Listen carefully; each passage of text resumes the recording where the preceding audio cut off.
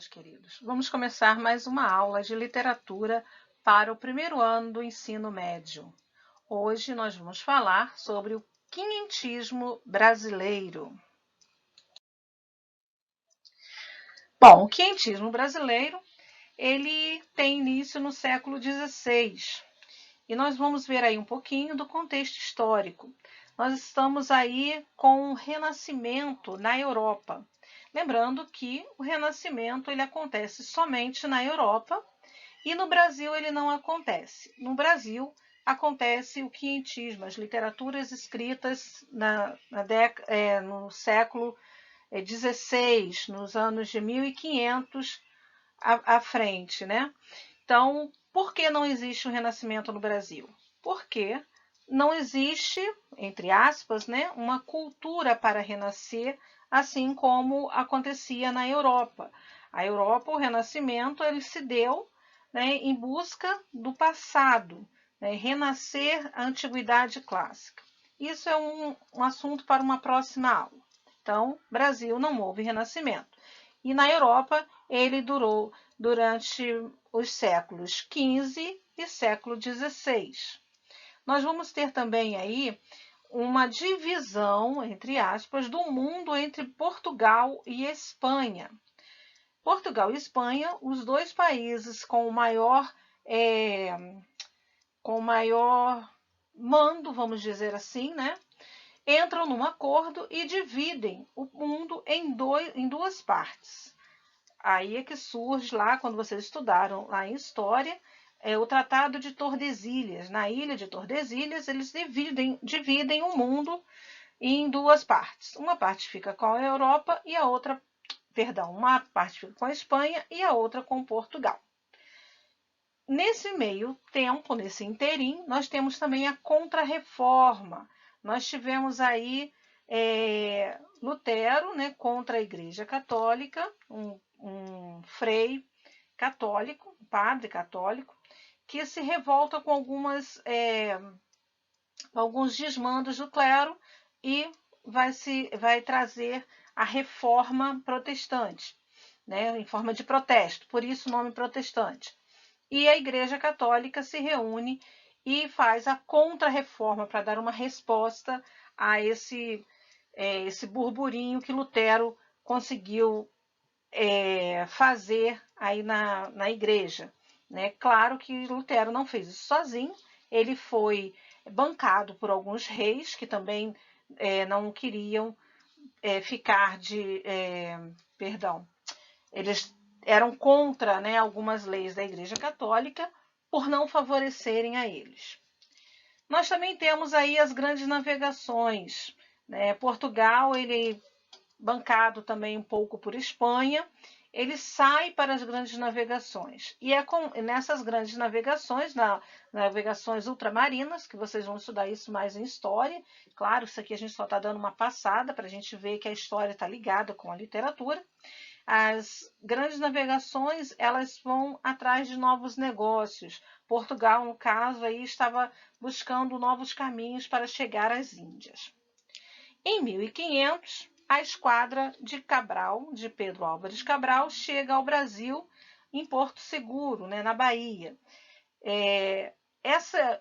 Até pouco tempo atrás, dizia-se o descobrimento do Brasil. Mas a gente sabe, olhando pela história, que não é um descobrimento. Portugal sabia que existia terras além mar.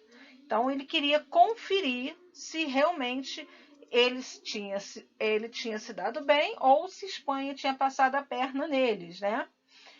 E a esquadra de Pedro Álvares Cabral, né, com são 3 caravelas, Pinta, Nina e a outra agora eu não me recordo, são designadas pelo rei para irem para as Índias, porém que fizessem um percurso maior e chegasse até essas terras de além-mar para certificar se aqui existia mesmo ou não terras. Mas somente em 1530 é que inicia a colonização portuguesa no Brasil, com Martim Afonso de Souza. Então, 1500 foi só para certificar se tinha terra. 1530, Portugal já à beira de uma falência, começa a colonização de exploração. 1549 é que começa a nossa produção literária no Brasil. E agora nós vamos ver como que eram essas literaturas. Bom, nós tivemos nesse tempo do quinhentismo dois tipos de literatura. A primeira, literatura informativa, que surge no século XVI com um firme propósito de informar, descrever claramente a nova terra, sua fauna, sua flora, as riquezas, os habitantes, os costumes. Então, a literatura desse primeiro momento é uma literatura meramente informativa. A carta eram cartas, né?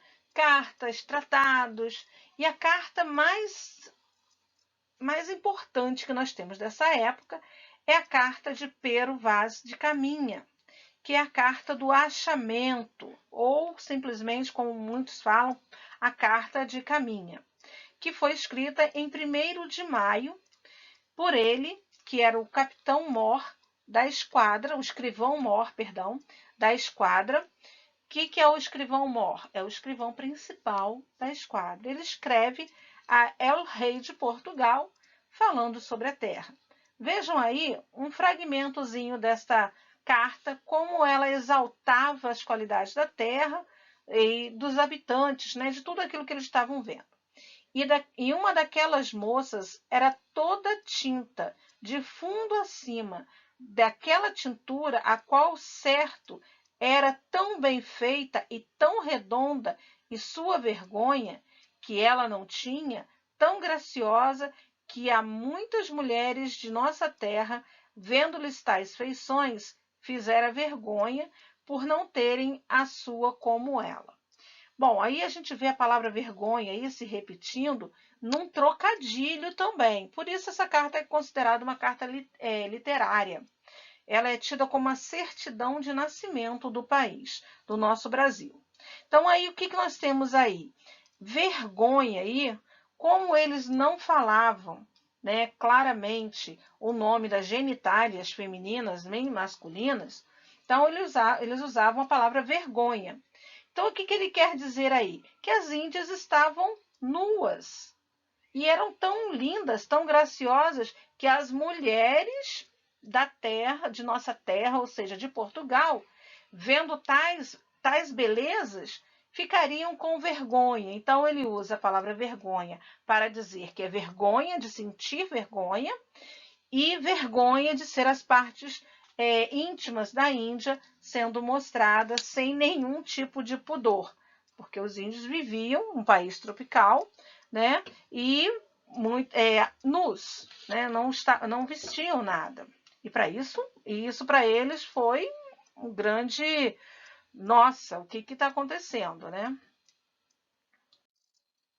Bom, as características da literatura informativa são, assim, bem peculiares. Então, é estilo descritivo, com a intenção de suprir as necessidades dos europeus que se encontram longe, né? De saber como é. Louvor e exaltação extrema à terra recém-descoberta. Né? Destaque para as belezas naturais e riquezas presentes na terra. As belezas, as montanhas, as florestas, né, os animais, coisas que eles não viam na Europa, então aqui eles estavam vendo. Então foi surpreendente, então tinha que descrever tudo aquilo. E as figuras de linguagem, né? Por isso nós estudamos no bimestre passado sobre figuras de linguagem, porque elas já vão começar a aparecer. Então muitas hipérboles e metáforas estão presentes na literatura, na carta de Caminha e na literatura informativa. Os seus autores, né, são chamados de cronistas, mas não é essa crônica que a gente vê hoje em dia, não.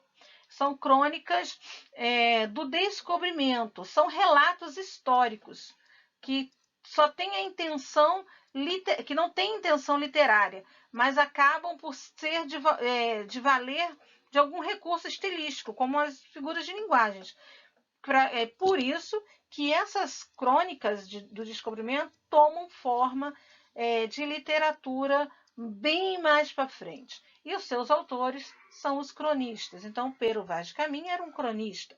Aí nós temos os principais autores da época, né? Claro, o principal, Pero Vaz de Caminha, com a carta a El Rei Dom Manuel sobre o achamento do Brasil. Este é o nome da carta, em 1500. Depois nós temos Pero Lopes de Souza, com o Diário de Navegação, Pero de Magalhães Gândavo, com o Tratado da Província do Brasil e História da Província de Santa Cruz, a que vulgarmente chamamos de Brasil. É esse mesmo o nome do tratado. Então, nós temos aí vários tratados, né? Epístolas, Narrativa Epistolar e Tratado da Terra e das Gentes do Brasil, de Fernão Cardim, Tratado Descritivo do Brasil, de Gabriel Soares de Souza, e tantos outros. Esses são apenas os mais importantes, né? O que mais tem significativo, são mais significativos nesse momento. Bom, a segunda parte da literatura quinhentista é a literatura de catequese. Lembra que nós falamos aqui, que eu falei há poucos minutos atrás, sobre a Contra-Reforma. Então, o Papa reúne todo o clero, né, o bispado, e para trazer uma resposta à reforma protestante que foi feita por Martinho Lutero. E com isso surge a Contra-Reforma. E dentro desse concílio, concílio é o quê? Concílio é reunião de bispos, junto com o Papa. Então, dentro desse concílio, cria-se a Companhia de Jesus, né? Uma instituição religiosa que vai combater as heresias. O que são heresias? São ditos, são coisas que são faladas, que vão confrontar a verdade de fé da Igreja Católica. Então, temos aí os padres jesuítas, missionários, que saem pelo mundo afora para catequizar, para ganhar almas para Deus. Então, essa literatura de catequese é uma literatura totalmente de caráter religioso, cumprida pelos missionários e pelos padres jesuítas. Então, essa literatura ela só tem mesmo esse caráter religioso. Nós vamos ver aí agora alguns de seus principais representantes. Bom, antes disso, nós vamos ver as características. Literatura de caráter documental e religioso, crônicas históricas de viagens, teatros pedagógicos, poesia didática, tudo isso voltado para o meio religioso. Textos informativos e descritivos, linguagem mais simples para atingir os habitantes da Terra, temas cotidianos e religiosos pautados na fundamentação da religiosa cristã católica. Bom, aí entre os autores nós temos Padre Anchieta, que foi o principal deles. Ele estreia o teatro no Brasil, né? Ele compõe o teatro brasileiro e é o que vai viver com os índios. Então, ele vai conseguir fazer uma gramática do Tupi-Guarani. Né? É a cartilha dos nativos, né? Poema A Viagem ou tantos outros escritos. Então, José de Anchieta ele vai viver na selva com esses nativos. E, com isso, traz grandes proveitos para a literatura. Nós temos também Manuel da Nóbrega, Fernão Cardim, que também vai fazer grande sucesso, aí, grande movimento nessa catequização dos índios.